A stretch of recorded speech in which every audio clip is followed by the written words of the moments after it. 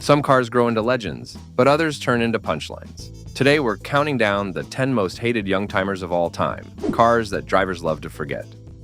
Number 10. Pontiac Aztek, 2001. The Pontiac Aztek is the car that made people gaze twice, not because they were amazed, but because they wondered if the designers had forgotten to finish their homework.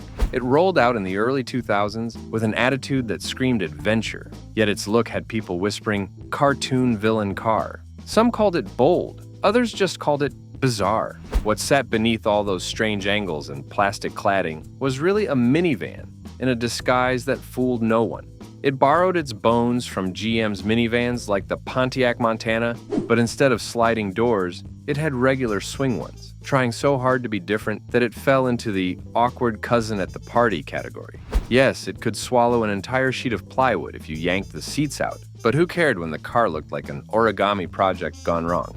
Switching to its special features, Pontiac tried everything to make the Aztek the Swiss Army knife of cars. It had a cooler that doubled as the center console, stereo controls tucked into the cargo area for tailgate DJs, and even a tent that strapped onto the back so you could camp in style, or at least in questionable taste. This was Pontiac's way of yelling, "Look, it is not ugly, it is versatile." Sadly, versatility never saved anyone from ridicule, and the Aztek wore that ridicule like a permanent badge. Now about the power under the hood. It had a 207 cubic inch V6 engine tied to a 4-speed automatic transmission. On paper, those numbers sounded respectable, but in reality, the car moved with the energy of a jogger after Thanksgiving dinner. There was also the VersaTrack all-wheel drive option, which was supposed to give confidence in rain and snow. In truth, it could drag another car across ice in a demonstration, but even then, people watching still said, "Yeah, but have you seen how it looks?" Speaking of looks, critics never missed a chance to rip the Aztek apart. The front end seemed to have too many eyes, like a science experiment that grew a second nose. The square wheel arches gave it the charm of a shoebox on rollers. Even with Pontiac bragging about its wide track stands, drivers mostly felt like they were piloting something built by a committee of people who had never spoken to each other.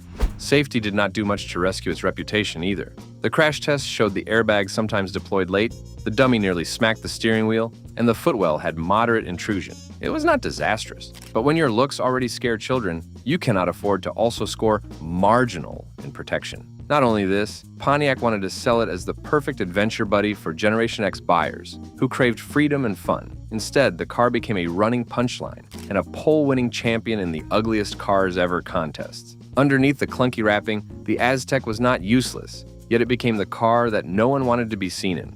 And just when you thought the Aztek was bad, let us move toward another GM offering that managed to disappoint drivers for a whole different set of reasons. Number 9. Chevrolet Cavalier, 2003.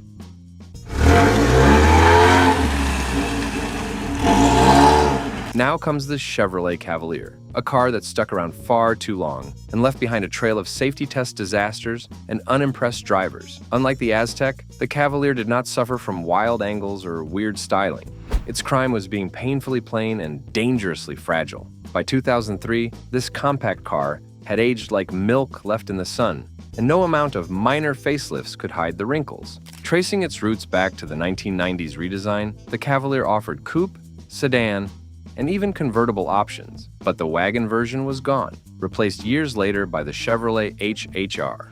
Under the hood, only 4-cylinder engines remained. GM dropped the V6 completely. That might have worked if the engines were gems, but instead, drivers got a mix of pushrod 4-cylinders and later the Ecotec L61 motor, which tried hard to be efficient but still felt sluggish when pressed. This car did manage to sell well at first, and for a while it was even GM's best-selling model. That sounds impressive until you realize people quickly figured out they were buying a cheap car that traded price for quality. The Z24 trim tried to spice things up with sportier suspension, alloy wheels, and even a taller spoiler. But it was like giving a turtle racing stripes. The result was still slow and unimpressive. The Cavalier did get a performance bump when GM released an optional supercharger kit for the Z24, adding about 40 horsepower. That might have turned it into a mild thrill machine, but most people never saw one.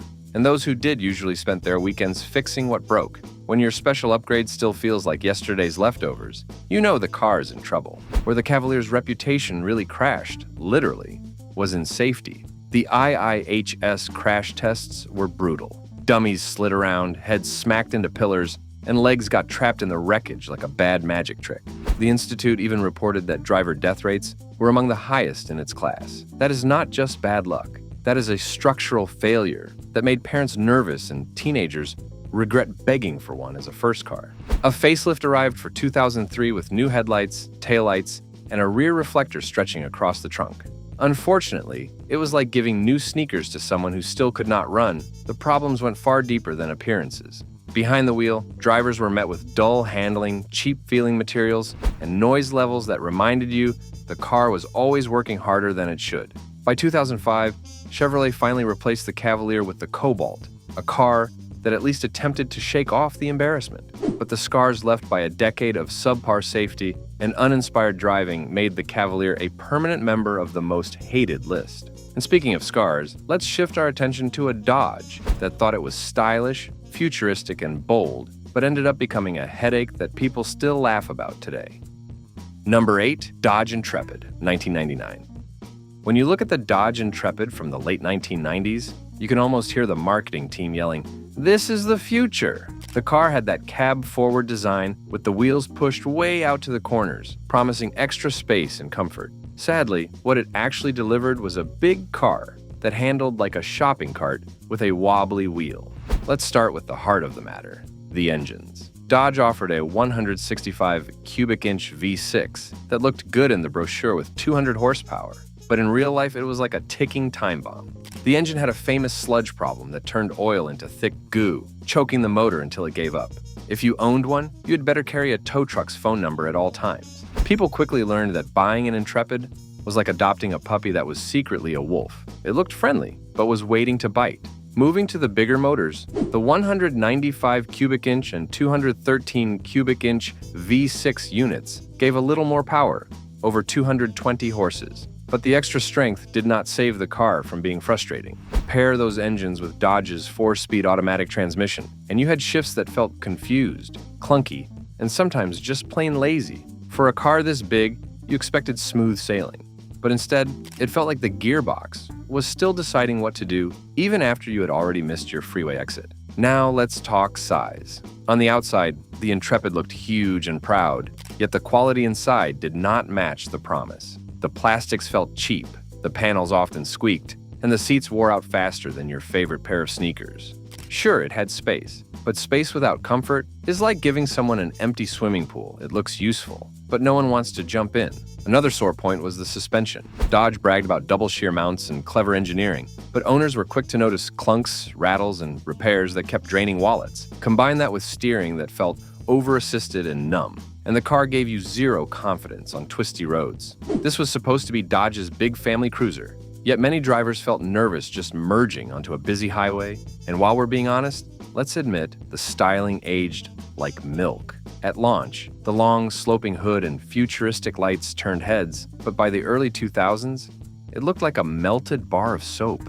People who once thought they were driving tomorrow's car suddenly realized they were trapped in yesterday's mistake, the cherry on top. The Intrepid had an identity crisis. It wanted to be sporty, roomy, and refined all at once. But in the end, it did nothing particularly well. That failure to find a real purpose, combined with engines that like to eat themselves, gave the Intrepid a permanent spot on the hate list. Number 7. Ford Escort ZX2, 1998.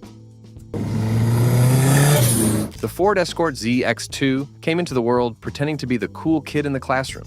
Ford ditched the old hatchback shape and gave us this two-door coupe, hoping young drivers would see it as fresh, fun, and a little rebellious. What they forgot was that trying too hard is never cool. Let's start with performance. On paper, the 121 cubic inch Z-Tech engine with 130 horsepower sounded impressive for a small car. In fact, it could reach 60 miles per hour in under 8 seconds, which was quicker than some bigger cars of the time.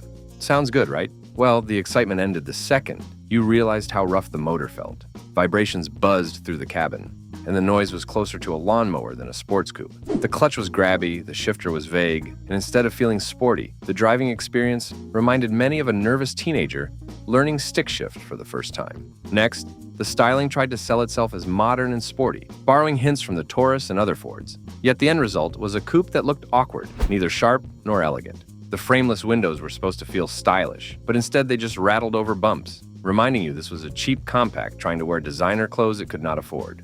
Then came the interior. The dashboard was shaped in weird curves that looked like someone was inspired by science fiction, but it did not make living with the car any easier. The seats were too firm for some, too soft for others, and the back row was a punishment chamber better suited for backpacks than actual humans. Owners complained about slow seatbelts, flimsy plastics, and a stereo that made you wish you had brought a boombox instead. Even the optional features like a child safety seat felt like Band-Aids on a car that never really worked as a family option.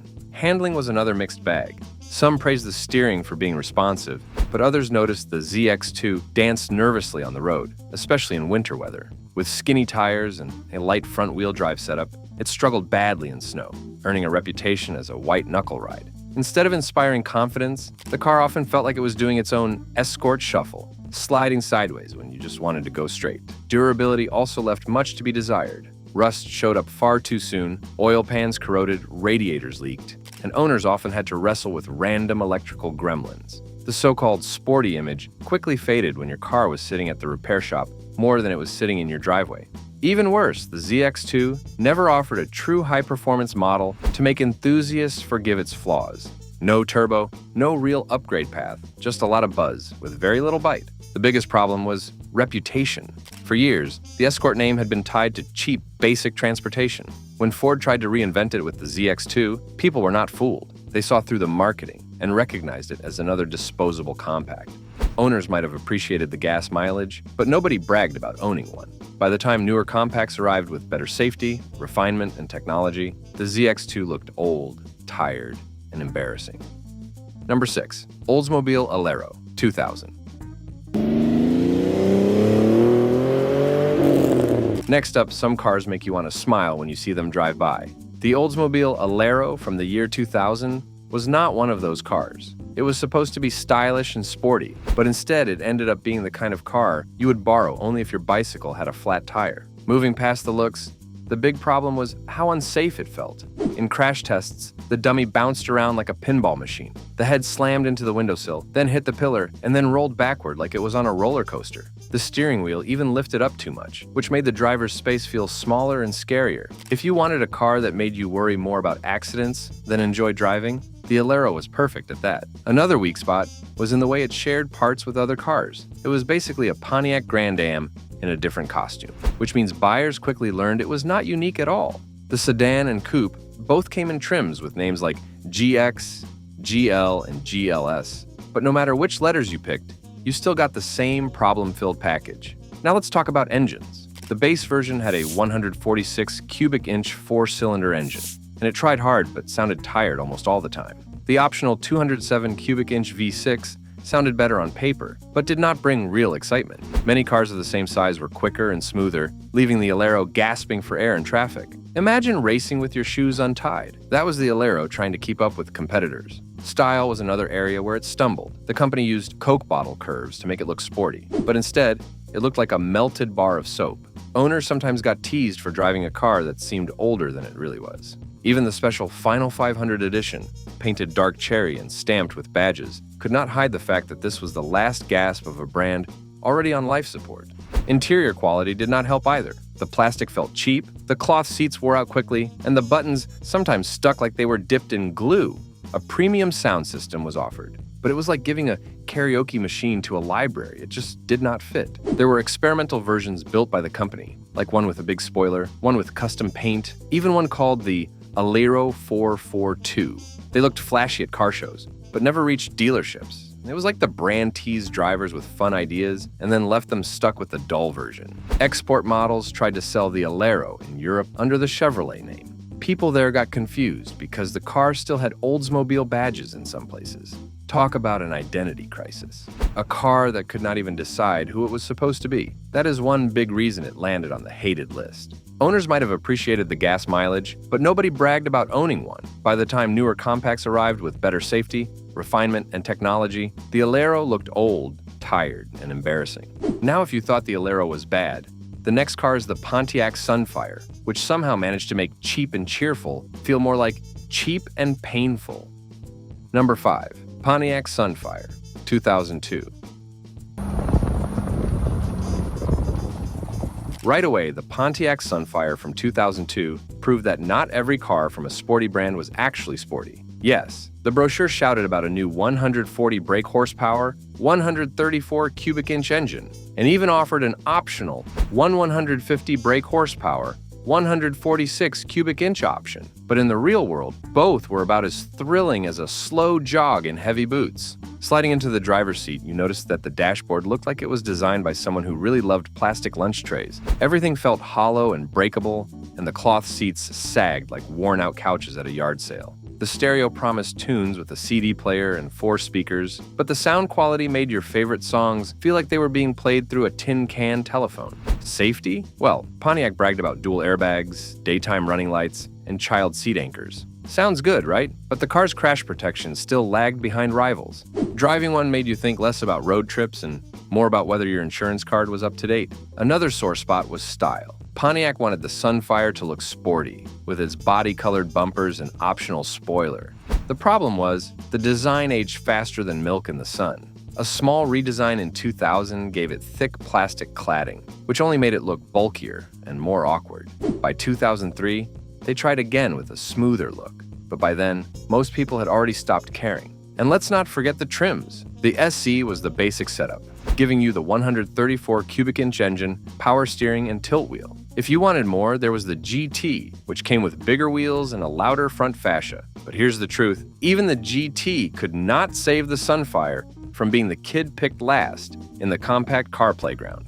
Driving it was no picnic either. The suspension made every bump feel like you dropped into a pothole. The steering was vague, like stirring soup with a broomstick. And the brakes inspired little confidence. It was not so much fun to drive, as it was fun to park and walk away from. Things got even worse when Pontiac cut down the lineup. After 2002, the SE and GT trims were dropped, along with the older engines. By the final years, only the coupe stayed in the United States, while Canada and Mexico still got the sedan. If you wanted a convertible, tough luck. It had been gone since 2000. The Sunfire ended production in 2005, finally replaced by the Pontiac G5, which was not exactly a star either, but at least felt more modern. The saddest part? The Sunfire tried to appeal to younger drivers with bright colors and sporty marketing, but it ended up being a punchline. Kids laughed at classmates whose parents drove one, and used car lots could barely give them away. It became a car that screamed, "My budget was low, and my standards were even lower." Number 4. Dodge Neon, 1996.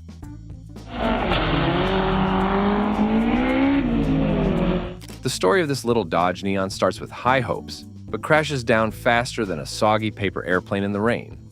Back in the middle of the 1990s, Chrysler wanted people to believe they could make a small car that was cheap and fun. They even shouted "hi" in ads, thinking that was cute. Sadly, the car ended up saying "buy" much quicker, because drivers soon learned the fun was short-lived. What makes people roll their eyes at this Neon is first the way it looked. The design was round everywhere, almost like someone drew a circle and called it a day. Those bug-eyed headlights looked more surprised than the drivers who regretted buying it. Add in mismatched hubcaps and low-rent plastic bits, and the Neon already felt like a kid's toy, left out in the sun too long. The way it was built did not help its reputation either. Doors shut with a hollow clank, panels dented if you sneezed near them, and paint faded faster than an old playground slide. Even though some colors like magenta or bright yellow-green looked exciting at first, they aged horribly, leaving cars looking like melted crayons. People still joke that a Neon could rust while parked in a desert. Now, the engine sounded impressive for a cheap car. A 121 cubic inch four-cylinder with over 130 horsepower was not terrible. Magazines even bragged that the quicker versions could zip to 60 miles per hour in under 8 seconds. But here's the trick. All that noise and talk could not hide the fact that the automatic gearbox was clunky, the suspension was bouncy, and the whole car felt nervous on the highway. It was like watching a kid drink too much soda and then try to run in a straight line. Inside, things got worse. Drivers were greeted by plain gray cloth that wore out faster than an old pair of sneakers. There was no storage in the doors, the sun visors broke often, and the cheap plastic scratched if you looked at it too hard. The stereo was swapped for a Sony unit in some examples, but that only proved owners needed to upgrade what the factory gave them. Imagine paying extra just to escape the boredom of factory sound. The Neon also had a bad habit of not lasting very long. timing belts, water pumps, and radiators needed attention far too early. Owners grew used to repairs instead of road trips. Even when cared for, strange rattles popped up like uninvited guests. People thought buying cheap meant saving money, but in reality, the neon often ate up savings in the shop. Adding to the pain was Chrysler's idea of options. Power steering and even a tachometer were not standard on base cars. Yes, you had to pay more just to know how high your engine was revving. Other cheap cars from Japan already gave those things without a fuss, so the neon looked stingy in comparison. Safety was also bare bones, with dual airbags and little else. Competitors laughed while they offered better. A Honda Civic came with a solid reputation. The Toyota Corolla kept running forever, and the Ford Escort at least had fewer squeaks. Against them, the neon looked like the class clown. Funny for a moment but forgotten when the report card came home. The phrase Japanese car killer, thrown around at its launch, turned out to be one of the worst jokes in car history. What sealed its place as one of the most hated Youngtimers is how quickly it fell from grace. The cheap build, ugly dents, endless repairs, and lack of comfort made sure it aged badly. Number 3. Mercury Cougar, 1999.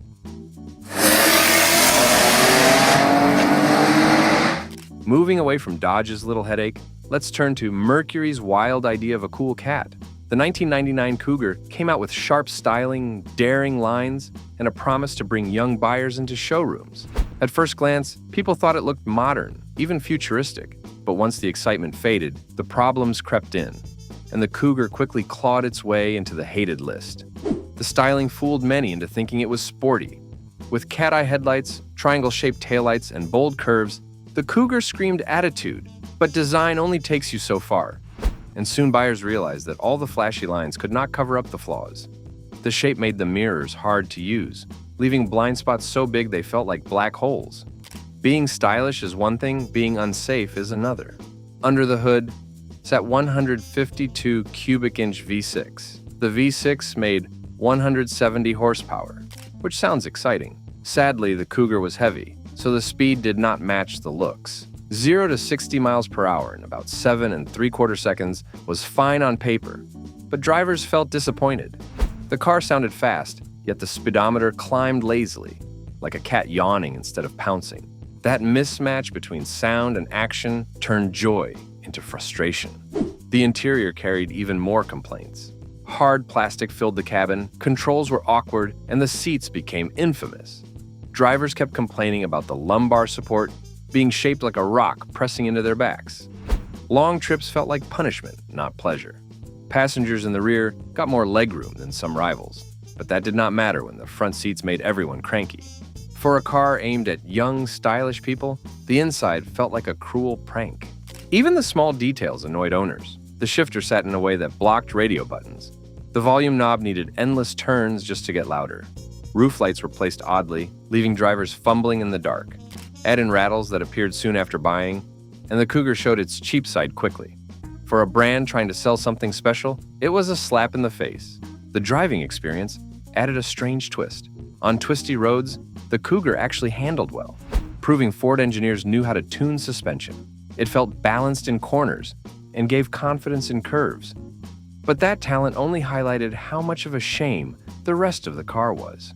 Drivers joked that the Cougar was like a dancer forced to wear clown shoes. Graceful at moments, but ruined overall. Reliability was another sore spot. Wiring issues caused no start problems. The engine's habit of holding high revs at stoplights annoyed everyone.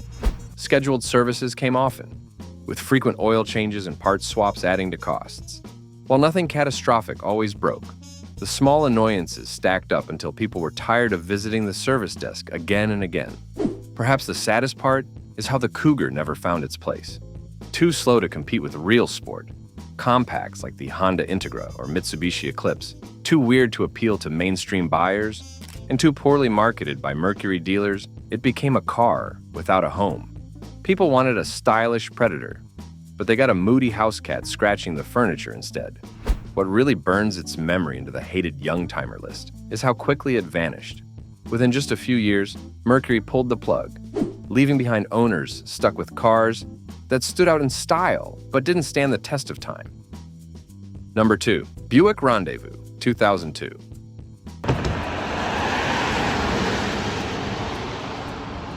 Right from the start, Buick wanted people to think the Rendezvous was a fresh idea. It was supposed to be a mix between a minivan and a sport utility vehicle, but the result felt more like a family van trying on hiking boots that did not fit. Customers wanted something tough and stylish, yet this machine showed up with a face that looked confused. The oval grille and tall body gave it the appearance of a minivan in disguise, and the rear end was so awkward that people compared it to its very unpopular cousin, the Pontiac Aztek. The problems did not stop at looks. The engine was a very old 207 cubic inch V6 that sounded rough and weak. Imagine trying to jog while holding 2 full grocery bags.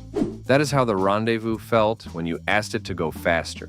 The 4-speed automatic hunted for gears, the way you searched the couch for the remote, never really finding the right one at the right time. And when the vehicle was loaded with 5 or 6 people, climbing a hill felt like waiting for dial-up internet to connect. Moving to the inside, things looked promising at first, but quickly turned into frustration. The huge center console blocked the easy walkthrough that parents liked in vans, and the fake metal trim looked more like smudged plastic than anything premium. The third row was marketed as roomy, but in reality it was a tight squeeze that required gymnastic moves just to climb into. Even the speakers were placed at shoulder height for rear passengers, which meant long trips often ended with sore ears. Handling was nothing to brag about either. The suspension came from Buick's minivan family, which meant the Rendezvous leaned and groaned in corners like a tired school bus. The steering gave very little feedback, so drivers felt like they were playing a video game with broken controls. Tires squealed with the slightest push, reminding everyone that this was no rugged SUV, only a dressed-up van pretending to go off-road. The company bragged about its Versatrack all-wheel drive system, but the reality was less impressive. It only kicked in when the front wheels slipped, and there was no low range or control for serious off-road use. Ground clearance was barely 7 inches, so the Rendezvous was more likely to scrape than conquer. For all the talk of blending minivan space with SUV toughness, the result was a confused mix that pleased almost no one. And perhaps the funniest part, Buick advertised it as a premium alternative to the Toyota Highlander and Acura MDX. Yet the Rendezvous looked cheaper, drove rougher, and made buyers wonder why they did not just choose the imports. It became clear that GM's idea of saving money by reusing the old minivan parts only created more costs later, because customers quickly saw through the act. Number 1. Lincoln LS 2000.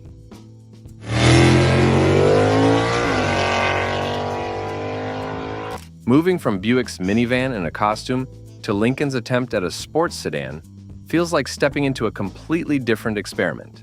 The year 2000 brought the Lincoln LS, a car that was supposed to fight against European and Japanese rivals. On paper, it looked like a bold move. Rear-wheel drive, double wishbone suspension, and even a manual transmission for the V6 model. But in practice, it felt like a student who studied all night but still failed the test. At first glance, the LS seemed fresh compared to Lincoln's older cars, but the styling was too plain to make anyone excited. The grille looked like a smaller version of the Navigator SUV, while the back end had round lights that made people mistake it for other brands. Inside, the problems continued. Yes, the dashboard had rounded shapes and wood trim, but storage was a disaster. The cup holder in the center console was right where the manual shifter needed to move, so drivers had to choose between drinking soda or shifting gears correctly. Map pockets in the doors could only be reached if the doors were wide open, which is not very helpful when driving. The glove box was tiny, and adding the optional CD changer made it even more useless. Driving the LS could be enjoyable at times, but the engines did not live up to the hype. The 183 cubic inch V6 made just above 200 horsepower, which felt weak for a car marketed as sporty. The 238 cubic inch V8 sounded impressive, but with only around 250 horsepower, it barely kept up with rivals. The automatic transmission was not smooth either, sometimes jumping to high revs after a cold start and later recalled for problems.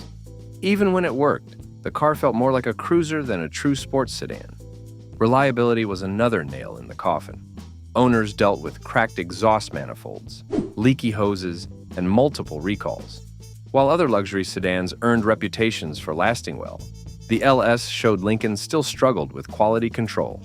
And while it had nearly perfect weight distribution, the suspension tuning leaned more toward comfort than precision, leaving enthusiasts underwhelmed. The saddest part is that the LS actually won awards when it launched, but people quickly realized that awards do not make a car lovable in the long run. Sales dropped, updates failed to impress, and Lincoln abandoned the manual transmission just a few years later.